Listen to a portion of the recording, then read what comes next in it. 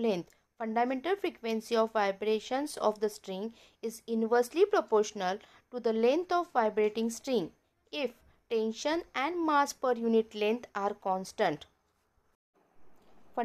Law of tension. The fundamental frequency of vibrating string is directly proportional to the square root of tension if the vibrating length and mass per unit length are constant.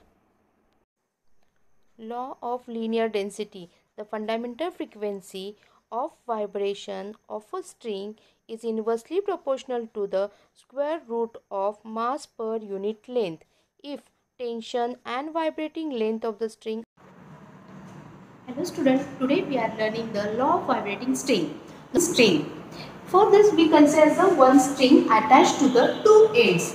These are the rigid supports are there, and in between it this wire is attached. This wire is having the length is L, and this is denoted by the small l. The length mass per unit length, small m, represent here the mass per unit length of this wire, and at the end of it, to stretch this string, we attach the weight at the end of this string. That's why T is taken as a tension along the straight string. Next is that the velocity of the stationary wave. Velocity of the wave is given by the formula Tv is equal to under root of T upon m. Simple basic formula. Last year we learned that in a wave topic, velocity of the wave is equal to the under root of T upon m. It means that the T is the tension which is attached to the straight string, and the m is a mass per unit length. We are obtaining the frequency formula. For it, V is equal to basic formula frequency into the wavelength and into the lambda.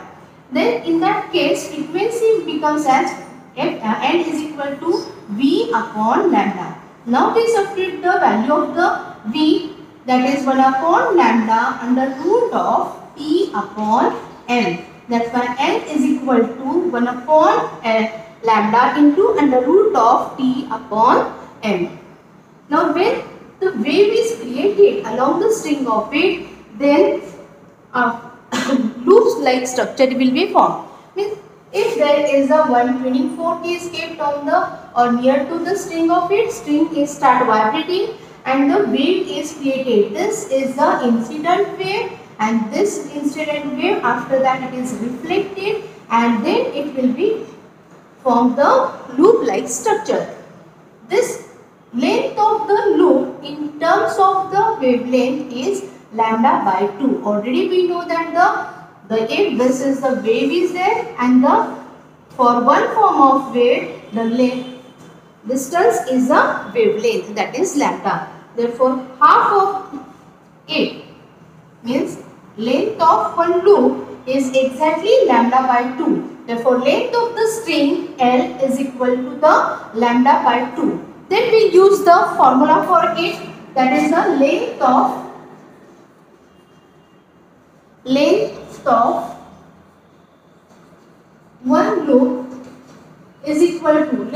one loop is equal to what? That is half of the wavelength, that is lambda by 2. Length of the one loop taken as a L, which is equal to lambda by 2. Therefore lambda is equal to 2L. Now substitute this value into this equation, and that equation becomes as N is equal to 1 upon 2L under root of T upon M. This is the equation of the fundamental frequency. This represents equation of the fundamental frequency. With the help of this fundamental frequency, with the help of this formula, we are writing the law of vibrating string.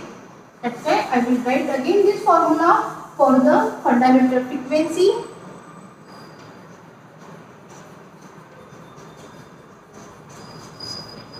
Fundamental frequency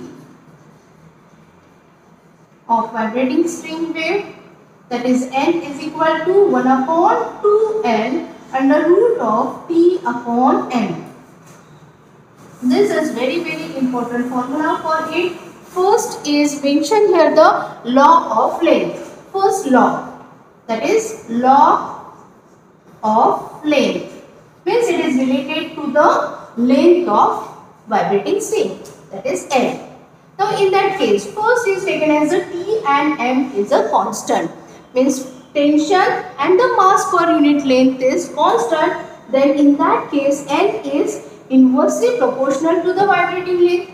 Therefore if T and M is constant, we are taken as here both these values are constant, then N is inversely proportional to the length. Concentrate here. N means the vibrating frequency, fundamental frequency or vibrating frequency is inversely proportional to the vibrating length, and this is nothing but the law of length. It is related to the vibrating length.